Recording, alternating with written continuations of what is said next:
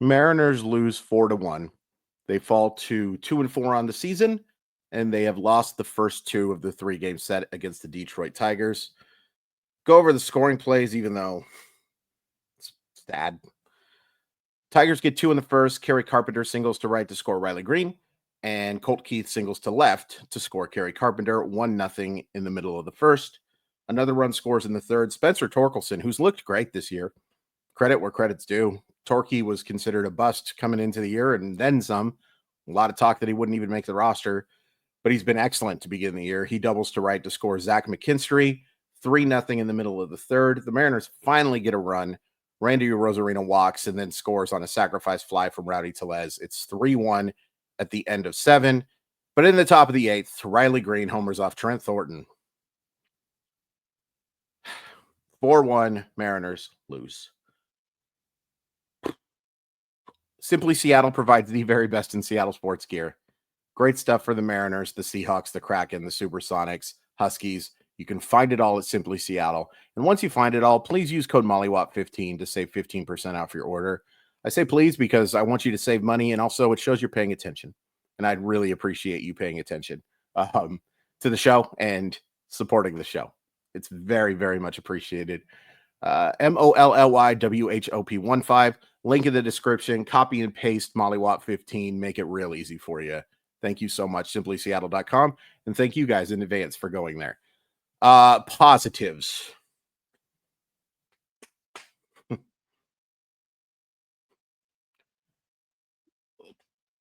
Logan Gilbert pitched mostly well.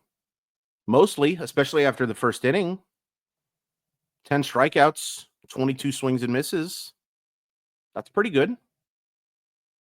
That's pretty good. We'll talk about him in the second half of the show too, unfortunately. But that was fine.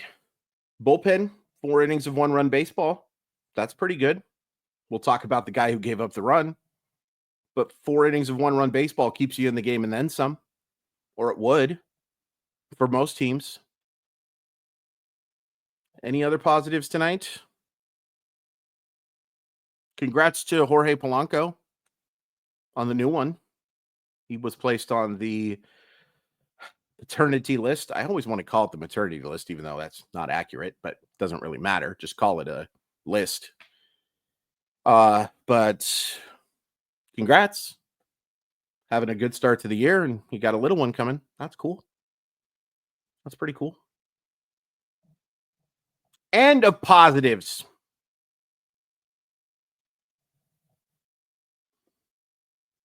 Let's end with this offense because it deserves the most stink. Logan Gilbert didn't pitch like an ace the first 2 innings of this game. The first 3 innings of this game, really. And, I just said he pitched well after the first inning, but you give up 3 runs over the first 3 innings, you're not pitching like an ace. And it's unfortunate that Logan Gilbert has such little margin for error. All of these starters have so little margin for error, but they do. And Logan Gilbert didn't pitch like an ace for a large portion of this game.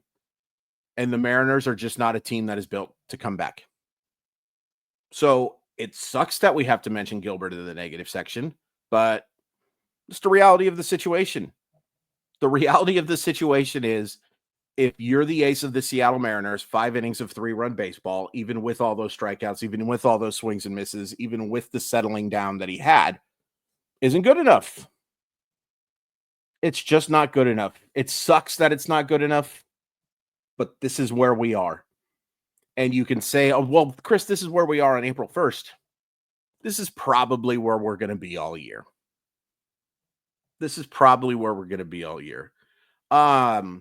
Trent Thornton. Now, I realized that they had already pitched Gregory Santos. They were down some relievers because so many threw so many pitches on Monday. I keep thinking it's Saturday for some reason. Maybe I just wanted it to be Saturday. I realized that their bullpen was beleaguered. But this is now 3 times that Trent Thornton has pitched in what I would call high leverage situations, and he hasn't looked good in any of them. He gives up the homer to Green. Matt Brash, get well soon, bud. And I want to start seeing Santos in those situations. I want a reversal. I want to see Trent Thornton pitching in the role that Gregory Santos has had to begin the year and vice versa. Because I see the upside in Gregory Santos. And hopefully Matt Brash is back at the end of April, like they're talking. But the Mariners and every other MLB team lies a lot about injuries. So who the heck knows? You don't know. I'll tell you that much. Unless you are Matt Brash. And if you're watching this video, I love you, man. Really need you to get healthy soon.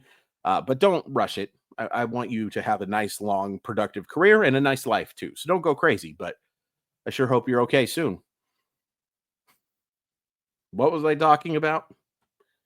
They need Matt Brash because the rest of this bullpen is just pretty average at best. And again, they pitched pretty well tonight.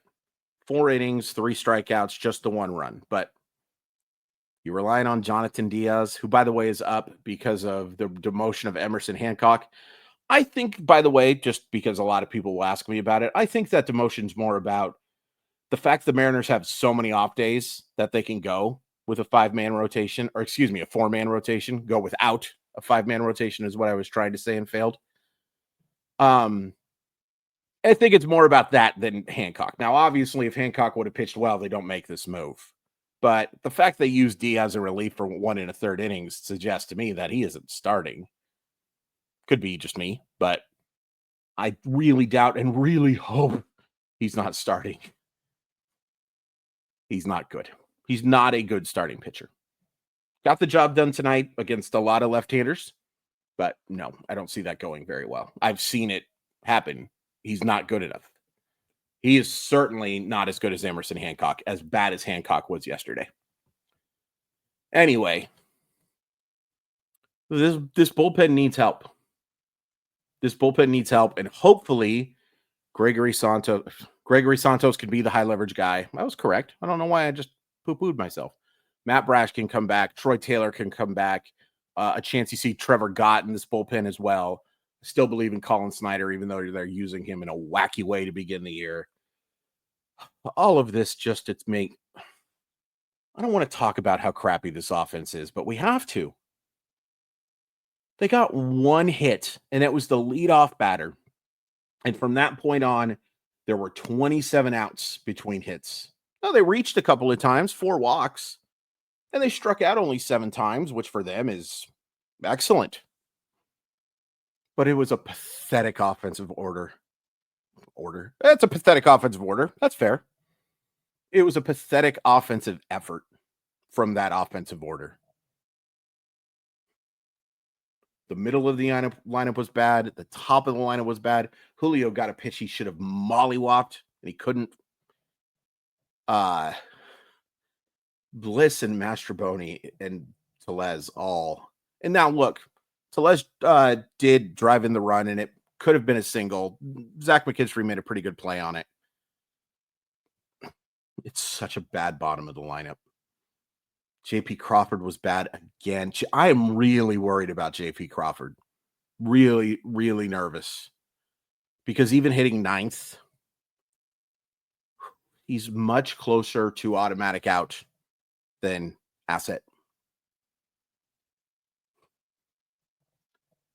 I think my overall takeaway is this, other than the fact that this offense once again stinks.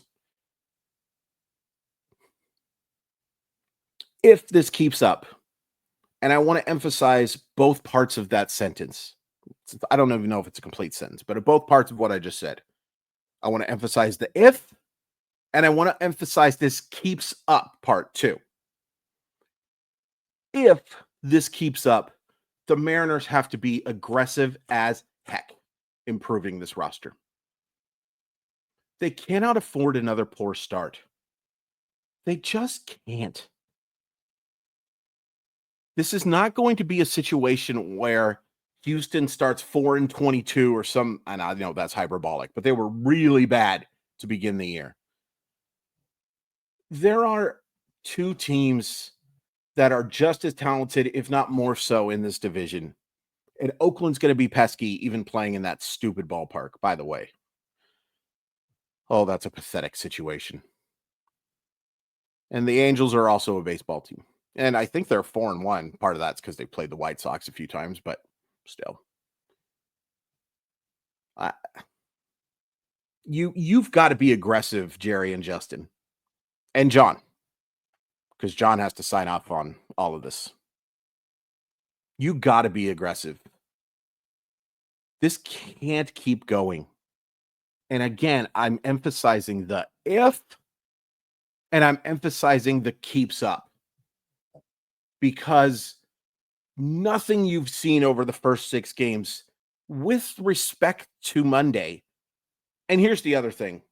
I've talked a lot about familiarity, how looks so familiar to the 2024 season, even though we've only played 1/27th of the season, and I don't want to go too crazy. Boy, how often have we seen over the last 2 years the Mariners have a solid offensive game and back it up with an absolute dud? Another dud tonight. Another dud. Man, just an absolutely anemic offensive effort. And I'm not giving much credit to Casey Mize at all. His command was bad. And once again, the Mariners did not make quality contact with pitches in the middle of the plate. And this has happened over and over again, pretty much every night except for Monday, with the exception of the Randy homer and the Julio homer and Monday. But for the overwhelming majority of the season, this team has just been absolute garbage offensively. One hit. I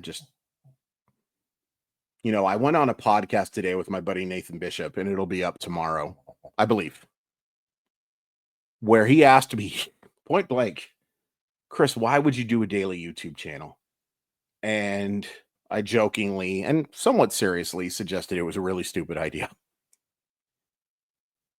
But I also mentioned how cathartic it can be to get to vent and to give you guys a chance to vent about this team. Tonight, this video doesn't feel cathartic at all. It feels exhausting. And it sucks that I feel that way with 156 games to go. And I know there'll be moments where, because of how I'm doing, this happens more than the last 2 years. But I also know there's going to be plenty of moments where I'm jacked up to talk to you guys from wins and from losses. But tonight was exhausting because I'm just tired of seeing the same thing over and over again for the past season and 6 games. That being said, please hit like, please hit subscribe. Really appreciate the support. Tomorrow's Tariq Skubal. And you need to beat Tariq Skubal to avoid a sweep. What could we say about that? Uh-oh. Uh-oh.